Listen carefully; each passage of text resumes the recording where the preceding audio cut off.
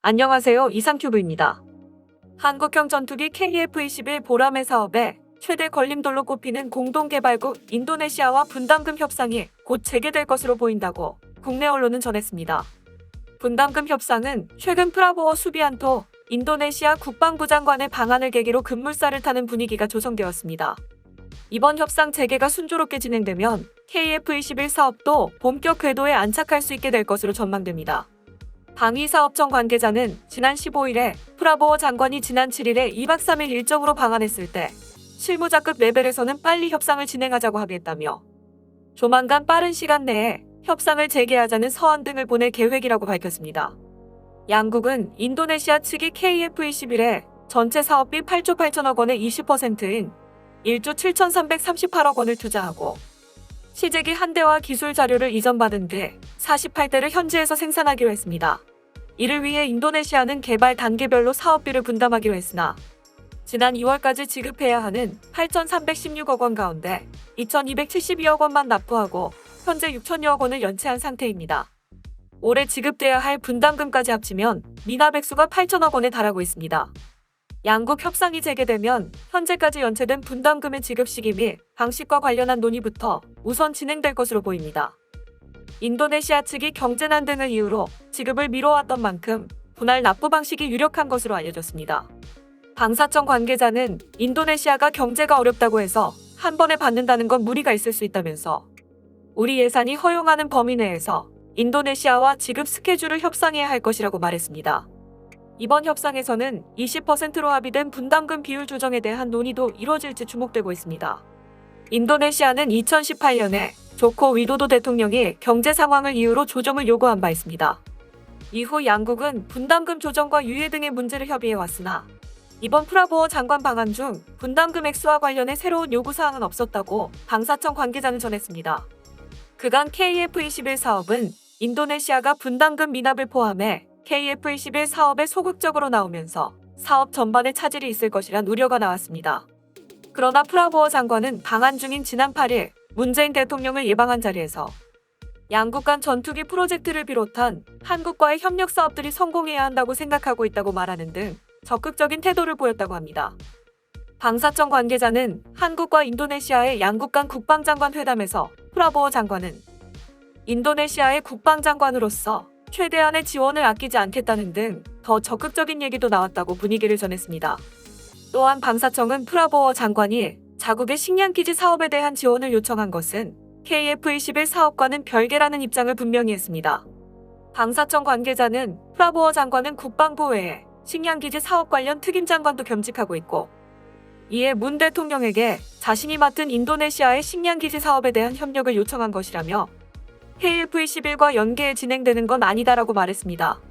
인도네시아는 폭우로 인해 곡물 생산량이 저조해지면서 곡물 가격은 8년 6개월 만에 최고치를 기록했습니다. 이에 조코 위도도 인도네시아 대통령은 식량개발 특임장관으로 농림부 장관이 아닌 프라보워 수비안토 국방부 장관을 지명했습니다. 조코 위도도 인도네시아 대통령은 프라보워 장관에게 식량개발과 함께 보르네오 섬 중부의 칼리만탄 농경지 개발 임무를 맡기기도 했습니다. 인구 2억 7천만 명의 인도네시아가 중부 칼리만탄 풀랑키사우에 서울 면적의 2.7배에 해당하는 16만 5천 헥타르를 농경지로 개발하기로 한 것입니다. 지난해 9월에는 식량 안보를 지키겠다며 싱가포르 면적 10배 크기의 경작지 개발 사업에 본격 착수하기도 했습니다. 하지만 국내 언론에서는 프라보워 장관이 자국의 식량기지 사업에 대한 지원 요청을 KF-21 공동개발과 연계하여 요구하고 있다고 보도했으며 이에 대해 방위사업청은 이런 언론 보도에 선을 긋고 인도네시아의 정확한 의중을 밝힌 것입니다. 또한 인도네시아 측이 KF-21 사업과 연계해 한국에 50억 달러 규모의 차관 제공을 요청했다는 일각의 주장에 대해서도 명시적으로 금액 얘기도 없었고 식량기지 사업 협력 문제는 경제 분야 쪽에서 협의해야 할 사안이라고 덧붙였습니다. 또한 KF-21의 공동 개발을 위해 국내에 파견됐다가 철수한 인도네시아 기술진도 올 하반기에 돌아온다고 밝혔습니다. 지난해 3월에 있었던 인도네시아 기술자 114명의 본국 철수 당시 인도네시아는 한국 내 신종 코로나 바이러스 감염증 확산을 철수 이유로 들었지만 인도네시아가 KF-21 공동 개발에서 발을 빼기 위한 수순이라는 관측이 더 많았습니다.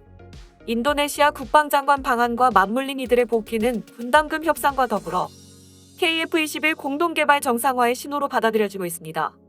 인도네시아가 KF-21 공동개발의 의지를 보인 만큼 앞으로 밀린 분담금 문제 해소와 함께 인도네시아 현지의 전투기 생산시설 건립 여부가 인도네시아 정부의 공동개발 사업 의사를 가늠할 또 다른 잣대가 될 전망입니다.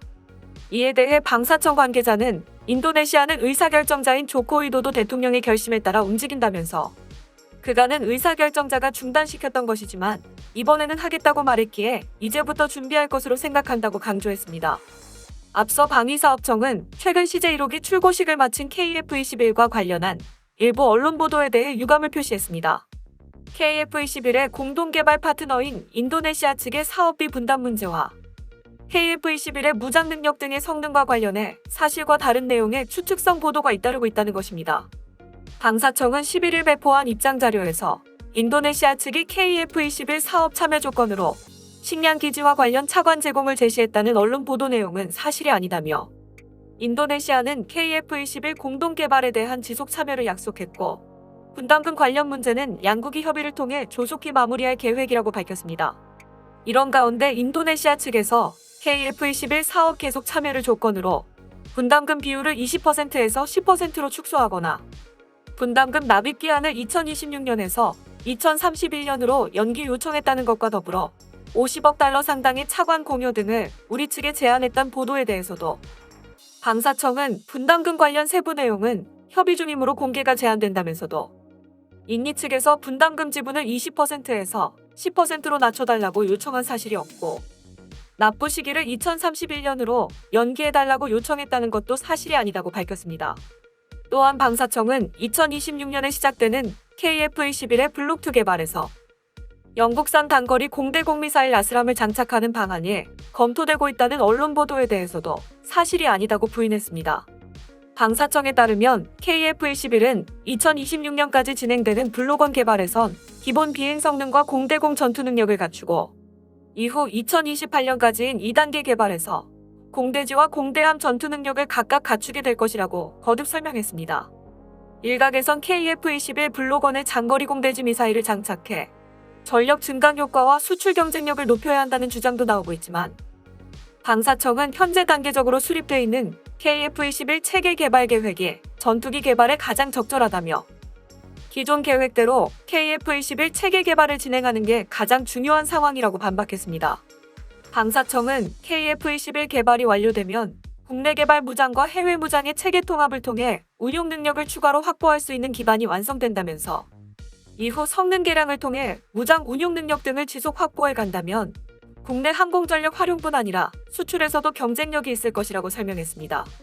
끝으로 방사청은 이제 KF-21이란 국산 전투기 플랫폼이 나왔기 때문에 국산 무장과 유무인 복합체계, 더 나아가서 스텔스 성능 보강 등으로 나아갈 수 있는 가능성이 열렸다며 우수한 성능과 확장성 등을 갖춘 국산 전투기 개발 노력에 대해 건전한 비판을 넘어 과도한 폄훼를 지속하고 있는 사실에 심히 유감을 표한다고 밝혔습니다. KF-21 보람에는 지난 9일 경남 사천에 위치한 한국항공우주산업에서 열린 롤아웃 행사를 통해 일반에 처음 공개되었으며 KF-21 시제기는 앞으로 지상시험 등을 거쳐 내년 중 첫 비행을 실시할 예정입니다. 이상 마치겠습니다. 시청해주셔서 고맙습니다. 이상큐브였습니다.